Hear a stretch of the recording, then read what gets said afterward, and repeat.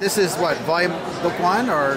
Yeah, it's a 12-issue series, so the first 3 are actually out now. Oh, okay, yeah, good. Issue number 1 came out in April, issue 2 back in May, and now both are sold out.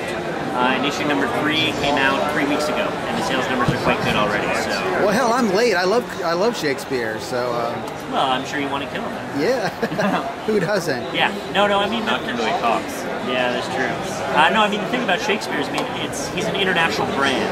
Everybody knows him, whether it's in North America, whether it's in the UK, in Europe, Asia, India. I mean, everybody knows him. Everybody's heard of Hamlet, and Juliet, and Othello, even if you haven't read the plays. So I mean, that's one of the great things about Shakespeare. And one of our goals with the project is not only to adhere to what people already know about Shakespeare, but to revitalize him and redefine him for a whole new generation. So if you've never seen a Shakespeare production, or if you have no interest in it, you can still get into the story because it's modern day language, and we've tried to make the characters as accessible as possible. Modern day language? Oh, that's sacrilege. Well, it depends on what you consider modern day. But what we mean is we mean modern vocabulary. So it's not like people are saying, "Yo, what's up, dog?" Which is great. That's one of the neat things about Shakespeare is you could do, and they have done Romeo and Juliet as the Bloods and the Crips.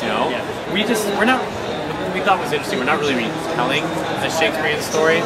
We really are recasting these characters in new adventures. And so far, what's been really neat is people coming to us and saying that they'd never thought of that Shakespearean character that way before, but that they read our comic and thought, you know what, that does make sense.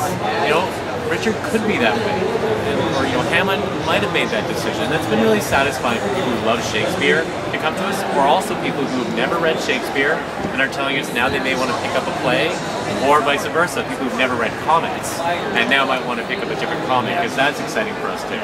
But as one of the things that Conor mentioned was Kimberly Cox, who is a Shakespearean scholar and also the girlfriend of Frank Miller, who did 300 and Sin City. Yep. And she read the first issue and she hated it.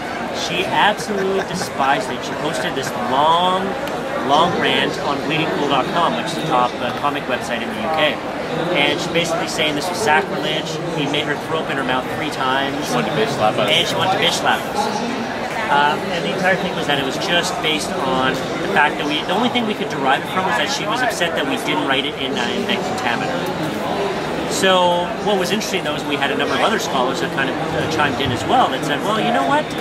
Yeah, there's some things to find at fault in the language, but overall it's quite enjoyable. And one of the highlights for us thus far is we received a personal letter of congratulations from Tom Stoppard, who wrote Shakespeare in Love and Rosencrantz and Guildenstern Are Dead. And we sent him a copy, and he said he loved the first issue. He loved the artwork, of course, that Andy had done, and he thought it was very unique imaginative take on the part. So, yeah, I mean, there are going to be some people that love it and some people that hate it, but it's Shakespeare, and we kind of expected that from the get-go. And that's actually the only nice thing Kimberly Cox did say about us, was that Andy's art was actually quite good. That's true. Well, I love the concept.